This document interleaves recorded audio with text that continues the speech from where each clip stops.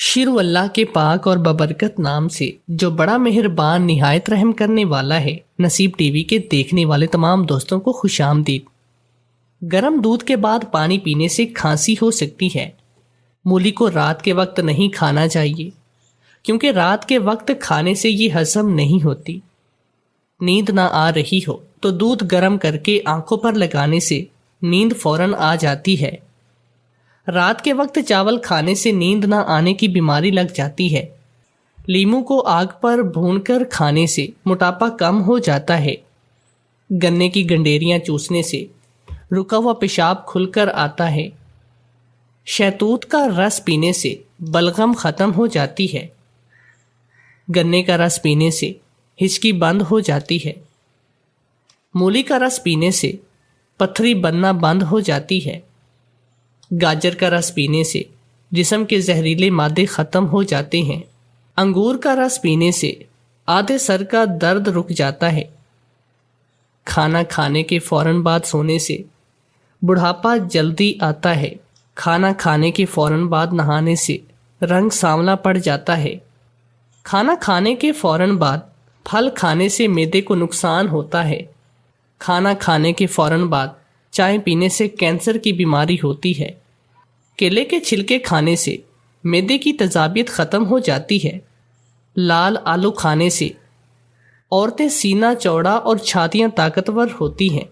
پیشاب والی جگہ پر زیتون کا تیل لگانے سے ڈھیلا پن ختم ہو جاتا ہے۔ مہندی میں ناریل کا تیل ڈال کر سر پر لگانے سے بال کالے اور لمبے ہوتے ہیں۔ سبزی کا جوس پینے سے دبلی پتلی لڑکی کا جسم بھی خوبصورت اور موٹا ہوتا ہے۔ ادرک ڈال کر کھانے سے جگر کو طاقت ملتی ہے۔ جن میں خون کی کمی ہو بینگن کا سالن زیادہ کھایا کریں۔ انجیر پر شہد لگا کر کھانے سے دبلا پن دور ہو جاتا ہے۔ کینسر والے مریض زیادہ سے زیادہ گاجر کا جوس پیا کریں۔ روزانہ 8 گلاس پانی پینے سے جلدی بیماریاں ختم ہو جاتی ہیں۔ سوتی کپڑے میں نمک ڈال کر غیر ضروری بالوں والی جگہ پر ملنے سے بال ختم ہو جاتے ہیں۔ سبز ٹماٹر کھانے سے پٹھوں میں درد دور ہو جاتا ہے۔ انار کا اندرونی چھلکا کھانے سے کھانا جلدی ہضم ہو جاتا ہے۔ کچے انار کا جوس پینے سے چربی کم ہو جاتی ہے۔ سبز الائچی کھانے سے سینے کی جلن ختم ہو جاتی ہے۔ پستہ کھانے سے امراض قلب کی بیماریاں دور رہتی ہیں۔ خربوزے کے چھلکے ابال کر پانی سے منہ دھونے سے منہ صاف اور رنگ گورا ہوتا ہے۔ کھانا پکاتے وقت اگر مرچیں آنکھوں میں پڑ جائیں تو زبان میں تھوڑا سا نمک رکھنے سے مرچیں کا اثر ختم ہو جاتا ہے۔ کائنات کی سب سے مہنگی چیز احساس ہے جو ہر انسان کے پاس نہیں ہوتی۔ پخانہ کرنے کے فوراً بعد روٹی کھانے سے بواسیر ہو سکتی ہے۔ دودھ میں ہلدی ڈال کر پینے سے خشک کھانسی ختم ہو جاتی ہے۔ موزوں پر اگر جوتے کی پالش لگ جائے تو سہاگا لگانے سے داغ صاف ہو جاتے ہیں۔ کچے بیر کھانے سے بواسیر ہو جاتی ہے۔ نہار منہ مولی کھانے سے سر درد ہو جاتا ہے۔ نہانے سے پہلے گلاب کا عرق پی لیں تو رنگ نکھر آتا ہے۔ جو عورتیں چھوٹی چھاتیوں سے شرمندہ ہیں وہ شکر کندی بھون کر کھایا کریں۔ کچے سیب پر شہد لگا کر کھانے سے دماغ تیز ہوتا ہے۔ میٹھا زیادہ کھانے سے بہرے پن کی بیماری ہو سکتی ہے۔ اگر زکام کا علاج وقت پر نہ کیا جائے تو بھولنے کی بیماری لگ سکتی ہے۔ دہی میں انڈے ڈال کر کھانے سے بال مضبوط ہوتے ہیں۔ گرم پانی میں کانچ کے برتن ڈبونے سے کانچ کے جوڑے ہوئے برتن کھل جاتے ہیں۔ زیادہ تھوکنے سے دماغ کمزور ہوتا ہے۔ بار بار تھوکنے سے چہرے پر خشکی آتی ہے۔ معدے میں سوزش کا مسئلہ ہو اور حمل نہ ٹھہرتا ہو تو نہار منہ انار کھانے سے معدے کی سوزش ختم ہو جاتی ہے اور حمل بھی ٹھہر جاتا ہے۔ صبح کے وقت ادرک کے پانی میں لیموں نچوڑ کر پینے سے بڑا ہوا پیٹ کم ہو جاتا ہے۔ امرود بھون کر کھانے سے دمے کی بیماری ختم ہو جاتی ہے۔ 20 گنہگار عورتیں جن کی بخشش نہیں ہوگی۔ بے پردہ رہنے والی عورت، ہر وقت موت مانگنے والی عورت، دین کا مذاق اڑانے والی عورت، بال کھول کر چلنے والی عورت، کسی کی غیبت کرنے والی عورت، چغل خوری کرنے والی عورت، تیز زبان بولنے والی عورت، شوہر کی نافرمانی کرنے والی عورت، احسان جتلانے والی عورت، چھوٹے کپڑے پہننے والی عورت، मासूम को धोखा देने वाली और लालची औरत, छोटा दुपट्टा पहनकर चलने वाली औरत, छातियां दिखाकर चलने वाली औरत, तंग शलवार पहनने वाली औरत, बाल दिखाकर चलने वाली औरत, ढाक पर हाथ रखकर चलने वाली औरत।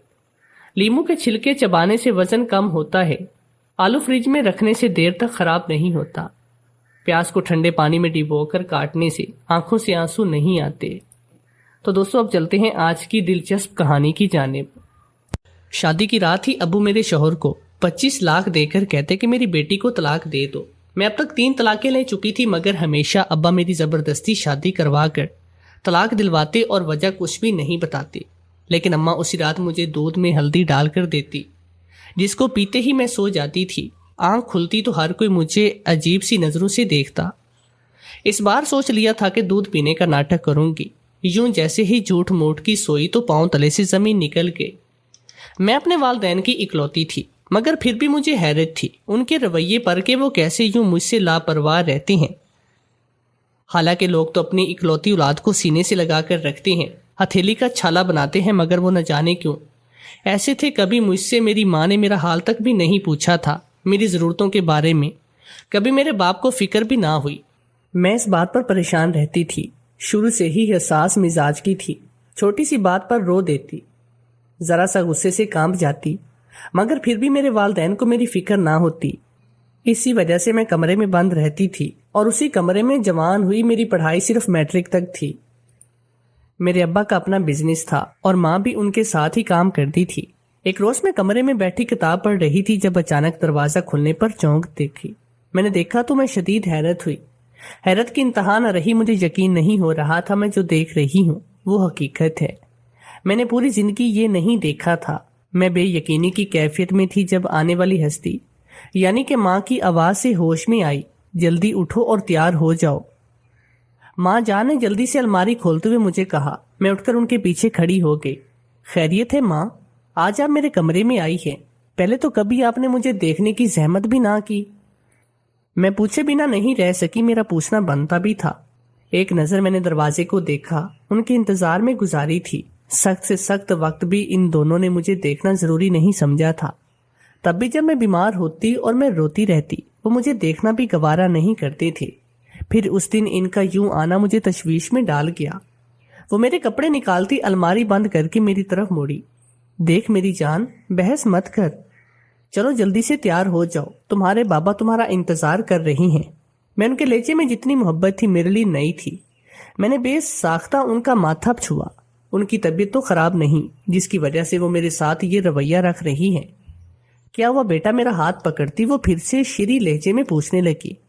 कुछ नहीं, उनका टेम्परेचर बिल्कुल नॉर्मल था, मगर उनका ये लहजा मोहब्बत भी किसी सूरत कबूल नहीं था। मेरा दिलो दिमाग पूरी तरह से उनके रवैये के खिलाफ था। भला ये कैसे हो सकता है? सारी उम्र मुझे नफरत की निगाह से देखने वाले मेरे वालिदैन एकदम मुझ पर मोहब्बत बरसाने लगते। मुझे क्या खबर थी उनके इस रवैये के पीछे मेरे लिए कौन सा खेल शुरू होने जा रहा था। जो भी अब तैयार होकर नीचे आ जाना। मुझे सोच में डूबा देखकर वो मुस्कुराते हुए बोली। मैं तैयार होने लगी, दिल बहुत घबरा रहा था। 15 मिनट में कमरे में ही टहलती रही। कहीं बाहर मत जाना, मेरे लिए गलत तो नहीं। मेरे दिमाग में यही सोच बार बार चलती आ रही थी, मुझे और ज्यादा परेशान कर रही थी। मैं बिस्तर पर बैठ के सर हाथों में थामे मुझे समझ नहीं आ रहा था कुछ भी बाहर जाऊं ना जाऊं। ये बहस दिलो दिमाग में जंग की तरह जारी थी। फिर एक बार दरवाजा खुला और इस बार भी माँ ही थी मेरा इंतजार कर रही थी। और तुम यहाँ बैठी हो, वो अब जरा सख्त लहजे में कह रही थी। मैंने गौर से उन्हें देखा जैसे मुझे किसी चीज की तलाश हो, मगर नहीं, सब कुछ नॉर्मली था। चलो आ जाओ, मुझे साथ ही लेकर चलती हूँ। वो मेरा हाथ पकड़ती बोली और बाहर ले गई। हम नीचे लॉन्च में पहुंचे तो मेरी नजर सामने बैठे अनजान लोगों पर पड़ी। मैंने जहन पर जोर दिया शायद पहचान सकूं इन सबको, मगर नहीं, मैं उनमें से किसी एक को भी नहीं पहचान सकती थी। मेरे बाबा ने कभी मुझे किसी से मुतारफ नहीं करवाया था। मुझे माँ ने ही वही बाबा के पास बिठा दिया। मुझे लगा अभी बाबा उठकर कहीं बाहर बैठ जाएंगे या मुझे बिठाएंगे, मगर नहीं, वो बैठे रहे। अब मुझे वहां कठिन हो रही थी। तभी मेरे कानों में सामने बैठी औरत की आवाज पड़ी। मैंने नजर उठाकर सामने देखा। उस औरत की उम्र तकरीबन 50 साल के करीब होगी। اس کے ساتھ ایک آدمی بیٹھا جو شاید اس کا شوہر تھا۔ ان کے دوسری طرف ایک لڑکا اور ایک لڑکی بیٹھی مجھے ہی دیکھ رہے تھے۔ میں نے ہڑبڑا کر نظریں جھکا لی، میں کبھی کسی کے درمیان نہیں بیٹھی تھی، تبھی مجھے وہاں بیٹھنا مشکل ترین عمل لگ رہا تھا۔ وہ عورت اب بھی میرے بارے میں بات کر رہی تھی۔ ایک دم ہی وہ لڑکا کھڑا ہوا اور بابا سے بات کرنے لگا۔ میں نے حیرت سے اس کی بات پر اسے دیکھا جیسے کچھ غلط سنا ہو۔ مجھے لگا بابا انکار کریں گے، مگر بابا کے جواب پر مجھے شدید جھٹکا لگا۔ میں نہیں جانتی تھی وہ جو کہہ رہا تھا وہ سب اب عام ہے۔ مجھے تو اتنا پتا تھا میرے حساب سے وہ غلط تھا، اور مجھے یہی لگا تھا بابا بھی اس کی بات رد کریں گے، لیکن بابا کے جواب پر میں سمجھ گئی کہ انہیں اعتراض نہیں تھا۔ تبھی بابا نے مجھے مخاطب کیا۔ ان کا لہجہ ماں کے مقابلے میں زیادہ محبت سمیٹ رہا تھا۔ جاؤ بیٹا، جا کر انہیں اپنا گھر دکھاؤ۔ بابا نے محبت سے کہا۔ میں نے انہیں دیکھا، وہ نظروں ہی نظروں میں جانے کا اشارہ دے رہے تھے۔ میں گہرا سانس لیتی اٹھی چلی، میرے کہنے پر میرے ہمراہ چلنے لگے۔ چند قدم چل کر میں رکی، پلٹ کر دیکھا تو وہ اکیلا میرے پیچھے تھے۔ مجھے لگا تھا وہ لڑکی بھی ساتھ ہوگی، مگر وہ تو وہیں بیٹھی تھی۔ مجھے اب گھبراہٹ ہونے لگی تھی۔ میں آہستہ آہستہ چل رہی تھی۔ آپ اتنا آہستہ کیوں چل رہی ہیں؟ وہ لڑکا بالکل میرے ہم قدم چلتا پوچھنے لگا۔ مجھے اب سمجھ میں نہیں آیا کہ میں اسے اپنا ڈر بتاؤں یا کچھ جھوٹ کہوں۔ میں نے پھر سے پلٹ کر پیچھے دیکھا۔ اب بابا وغیرہ نظر نہیں آ رہے تھے، کیونکہ ہم دونوں لاؤنج سے کافی دور ہو چکے تھے۔ آپ خوش نہیں ہیں؟ اس نے مجھے خاموش دیکھا، پھر سے سوال کیا۔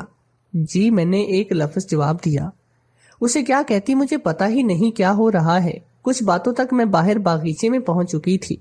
وہ مسلسل بول رہا تھا، کچھ بھی پوچھتا تو کچھ پوچھتا، اور میں تنگ آ چکی تھی۔ دل کر رہا تھا اپنے کمرے میں بھاگ جاؤں، لیکن نہیں کر سکتی تھی۔ اگر ایسا کرتی تو ماں باپ ان لوگوں کے سامنے شرمندہ ہونا پڑتا، جو میں ہرگز نہیں چاہتی تھی۔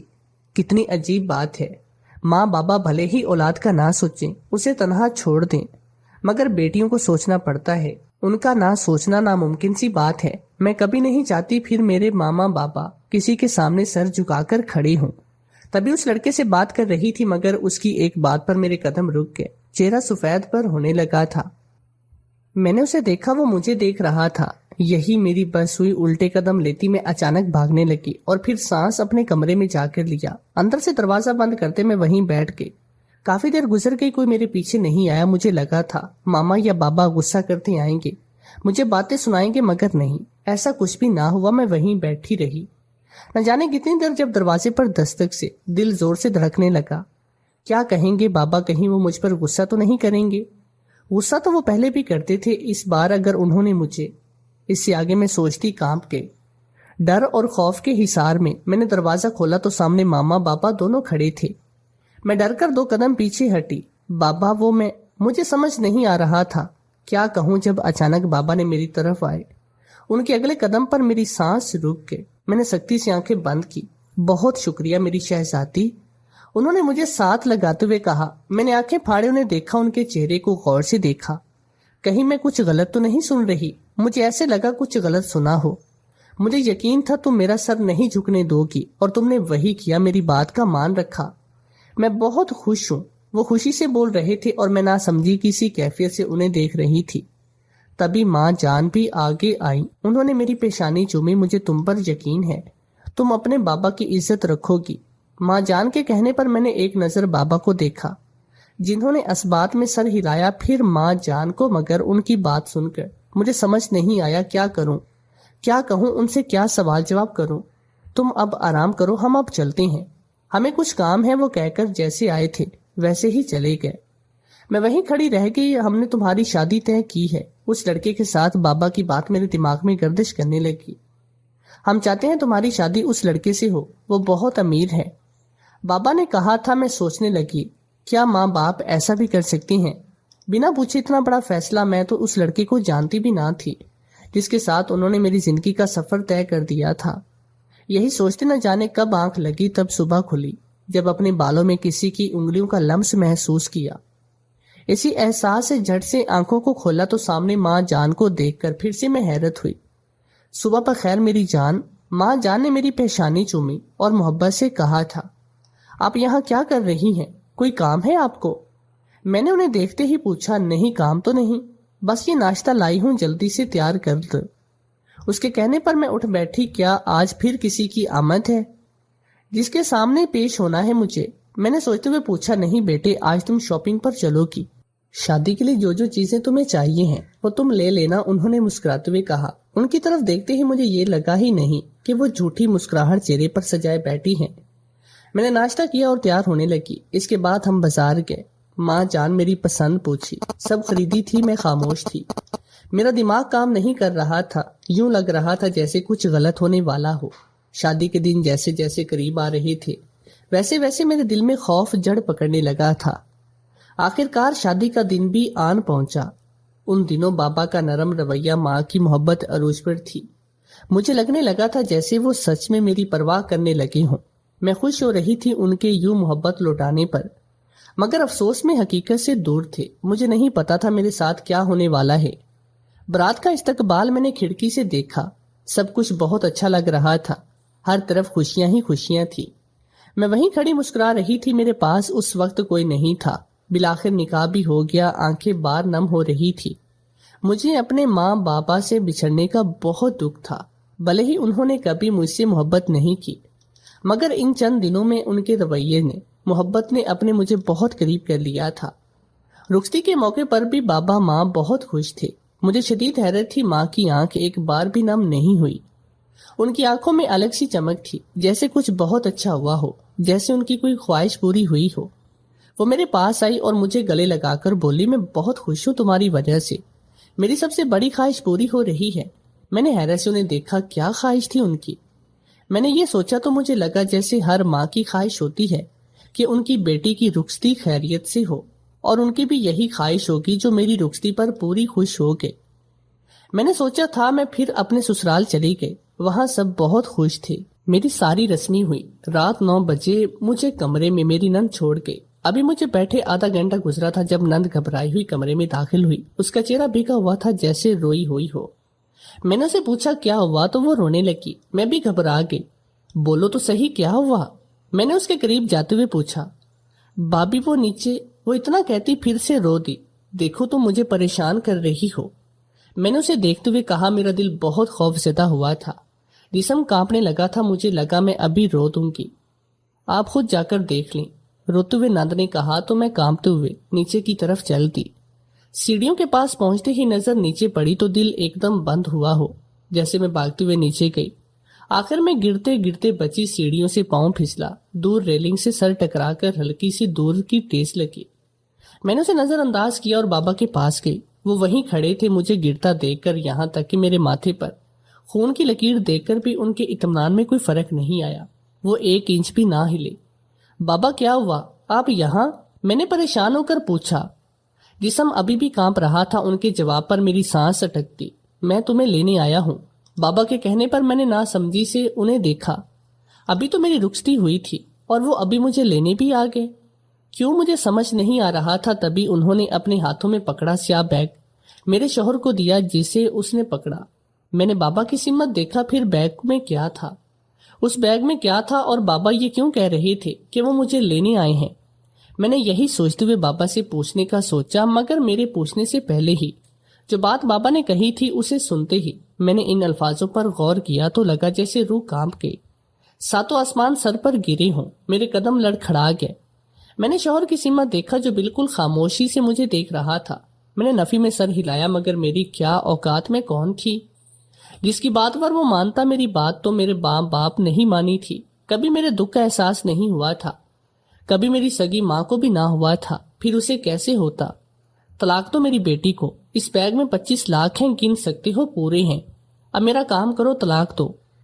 بار بار بابا اسے یہی کہہ رہے تھے۔ میں رکتے سانس کے ساتھ شوہر کو دیکھ رہی تھی، اور پھر وہی ہوا جو بابا چاہتے تھے۔ وہ الفاظ میرے لیے کسی سزا سے کم نہیں تھے۔ میں تمہیں طلاق دیتا ہوں، طلاق دیتا ہوں اور طلاق دیتا ہوں۔ اس کے کہنے پر میں وہیں بیٹھ گئی اور اوپر چلا گیا۔ وہ بابا نے مجھے بازو سے پکڑ کر اٹھایا اور پھر گھسیٹتے ہوئے مجھے گھر لے گئے۔ میں پتھر کی مورت بن چکی تھی، دماغ بالکل بند ہو چکا تھا، دل چلا رہا تھا، کیا کوئی باپ ایسا کر سکتا ہے جیسا انہوں نے کیا تھا؟ انہیں اپنی بیٹی پر ترس نہیں آیا؟ کیوں کیا تھا انہوں نے وہ سب؟ کس وجہ سے، کس لیے وہ میرے ساتھ وہ کھیل کھیل رہے تھے؟ بابا مجھے گھر لے گئے، مجھے ماں نے میرے کمرے میں چھوڑا۔ کیوں کیا آپ نے یہ سب؟ انہیں جاتا دیکھ کر میں نے پوچھا۔ وہ خاموش رہیں۔ بولیں کیا قصور ہے میرا؟ کس لیے آپ دونوں میرے ساتھ یہ سلوک رکھتی ہیں؟ اور آج حد کر دی آپ لوگوں نے، میری شادی کروا کر میری طلاق کروا دی۔ کیوں لگایا یہ تماشا؟ رہنے دیتے مجھے اس کمرے میں بند، میں نے روتے ہوئے کہا، مگر وہ خاموش تھی، خاموش ہی رہی اور پھر چلی گئی۔ میں رونے لگی تھی شدت سے۔ اپنی قسمت پر تھوڑی دیر بعد اماں کمرے میں آئی تو ان کے ہاتھ میں دودھ کا گلاس تھا جس میں ہلدی ڈالی ہوئی تھی۔ یہ لو، یہ پی لو، سکون مل جائے گا، اماں نے کہا تو میں نے انکار کر دیا، مگر پھر بھی وہ زبردستی مجھے پلا کر چلی گئی۔ اسے پیتے ہی نیند مجھ پر غالب آنے لگی اور میں سو گئی۔ اگلے دن اٹھی تو سب مجھے عجیب نظروں سے گھور رہے تھے۔ میں کچن سے پانی لینے گئی تھی، ملازمین کو یوں خود کو دیکھتا پا کر واپس اپنے کمرے میں چلی گئی۔ نہ جانے وہ لوگ مجھے ایسے کیوں دیکھ رہے تھے، کیا کر دیا تھا میں نے ایسا کہیں؟ وہ سب میری پہلی ہی رات طلاق ہونے کی وجہ سے تو نہیں یوں دیکھ رہے تھے؟ میں نے خود سے پوچھا، ہاں شاید ویسے بھی ہمارے معاشرے میں طلاق یافتہ کو لوگ یوں دیکھتے ہیں۔ میں نے خود کو تسلی دی اور بیڈ پر بیٹھ کر پھر سے رونے لگی۔ دن یوں ہی گزرتے رہے، میں دوبارہ کمرے میں محدود رہ گئی، ہر وقت کمرے میں بند رہتی۔ مجھے اب کسی سے ملنے کا شوق نہیں رہا تھا۔ ایک دن دوبارہ کچھ لوگ آئے تو ماں جان پھر مجھے تیار ہو کر نیچے آنے کا کہتی چلی گئی۔ میں نہ چاہتے ہوئے بھی نیچے چلی گئی۔ وہاں کچھ لوگ بیٹھے تھے، میں خاموشی سے بیٹھ گئی، مگر ان کے درمیان ہونے والی باتیں سن کر میرا دل بند ہونے کو تھا۔ میں نے وہاں سے جانا چاہا، مگر بابا نے میرے گرد اپنا حصار بنا لیا، جس کا مطلب تھا وہ نہیں چاہتے کہ میں وہاں سے اٹھوں۔ وہ لوگ چلے گئے، کیا تھا یہ سب؟ میں نے چلا کر پوچھا تو وہ دونوں مجھے دیکھنے لگے۔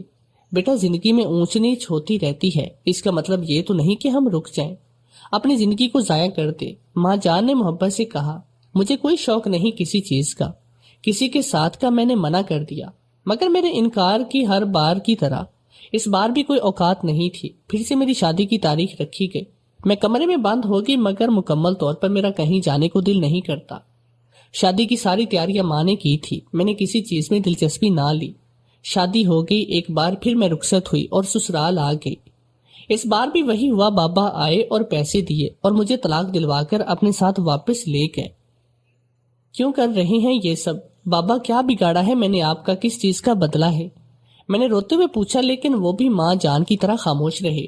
جاؤ اسے دودھ لا کر دو، انہوں نے ماں جان سے کہا تو وہ چلی گئی۔ انہوں نے پھر سے ہلدی ڈال کر دودھ مجھے دیا، جسے پیتے ہی میں سو گئی۔ دوسرے دن اٹھی تو ملازمہ میرے لیے ناشتہ لائی، مجھے دینے کی بجائے میز پر رکھ کر جلدی سے باہر چلی گئی، بالکل ویسے ہی جیسے پہلی طلاق کے وقت مجھے گھور رہے تھے۔ میں اب خاصی پریشان ہو چکی تھی، مگر میرے پاس جواب نہیں تھا، اس لیے میں نے اس سوچ کو جھٹک دیا۔ پھر سے بے مقصد زندگی کی گاڑی چلنے لگی۔ مجھے اب نفرت ہونے لگی تھی اپنی ماں سے، اپنے باپ سے۔ میں ان کے بلانے پر بھی نہ جاتی، یوں ہی میری 3 بار طلاق ہو چکی تھی۔ ماں جان نے پھر سے مجھے دودھ لا کر دیا، تبھی انہیں بابا نے پلایا اور وہیں لے کے میں نے تیزی سے وہ دودھ کھڑکی سے باہر پھینک دیا اور یوں لیٹ کے جیسے میں سو چکی ہوں۔ کچھ دیر کے بعد ماں جان کمرے میں آئی، مجھے سوتا دیکھ کر خالی گلاس اٹھا کر چلی گئی۔ تھوڑی ہی دیر کے بعد کمرے کا دروازہ پھر سے کھلا۔ میں نے ادھ کھلی آنکھوں سے دیکھا تو میرے پیروں تلے سے زمین کھسک گئی، دل جیسے دھڑکنا بھول گیا ہو۔ میں سانس روک کے لیٹی رہی۔ مجھے کافی عرصہ پہلے ہوئی ملازمین کی گفتگو یاد آئی۔ میرا دل کر رہا تھا میں خود کو مار دوں، مگر نہیں، یہ تو غلط تھا۔ اگلے دن میں دوپہر کو نیچے گئی تو وہ دونوں ساتھ بیٹھی باتیں کر رہے تھے۔ کچھ رہ تو نہیں گیا تھا جس کے لیے میری چوتھی طلاق کا بندوبست کرنا پڑے۔ میں نے بازو سینے پر باندھے سخت لہجے میں پوچھا۔ وہ دونوں ہڑبڑا گئے۔ کیا وہ میری جان، طبیعت کیسی ہے اب تمہاری؟ ماں جان، میرا انہیں ماں کہنے کو دل نہیں کر رہا تھا۔ وہ میرے قریب آتی محبت بھرے لہجے میں پوچھ رہی تھی، آپ نے طبیعت ٹھیک ہونے کے قابل چھوڑی ہے؟ میں نے تڑپ کر پوچھا تو وہ خاموش ہو گئے۔ مجھے یقین نہیں ہوتا آپ لوگ اس حد تک گر سکتے ہیں۔ میں نے سنا تھا کہ کچھ عرصہ اگر کوئی جانور بھی ساتھ رہ لے تو وہ بھی عزیز ہو جاتا ہے، مگر آپ لوگ کیسے انسان ہیں جنہوں نے مجھے پالا سنبھالا، پھر بھی مجھ سے محبت نہیں کر سکے تھے، مجھے اپنا نہیں بنا سکے تھے۔ حیرت ہے مجھے آپ دونوں پر، آپ کی سوچ پر۔ میں یہ سوچ کر پاگل ہو رہی تھی کہ میرے سگے ماں باپ کیوں میرے ساتھ یہ کر رہے ہیں، کیا قصور ہے میرا؟ مگر میں تو بھول ہی گئی، آپ دونوں میرے سگے تھوڑی ہیں، آپ تو میرے سوتیلے ہیں۔ اس وقت آپ نے کہا ملازمین جھوٹ بول رہے ہیں، اور میں نے مان لیا یہ سب دادا جی کے گھر سے باہر نکالنے کا بدلہ تھا۔ میں کیسے بھول گئی آپ کسی کے سگے نہیں ہو سکتے جو اپنے والدین کے بھی نہ ہو سکے۔ وہ میرے کیا ہو سکیں گے؟ میری بات سنو، دیکھو، وہ شخص جو ایک عرصہ میرے باپ کے عہدے پر فائز رہا، وہ میرے قریب ہوتا، بولا مجھے نہیں سننا سب کچھ، آپ کے نام ہو چکا ہے، مجھے تڑپا کر آپ لوگوں کا میرے ماں باپ دادا کی روح کو تڑپانے کی خواہش بھی پوری ہو گئی۔ اب آپ لوگوں کا مجھ پر کوئی تعلق نہیں، یہ گھر، کاروبار، یہ سب کچھ آپ دونوں کو مبارک ہو۔ میں جا رہی ہوں یہاں سے، میرا کوئی تعلق نہیں آپ سے، اور نہ آپ کا مجھ سے ہے۔ میں وہاں سے دارالمان چلی گئی۔ ان لوگوں نے نہ مجھے روکا، نہ میرا وہاں رکنے کا ارادہ تھا۔ میں حیران ہوں، لوگ ذرا سے بدلے کے لیے کیسے کسی کی زندگی برباد کر دیتے ہیں۔ پہلے سگا بنایا، پھر یوں غیر کیا کہ میں سنبھل بھی نہ سکی۔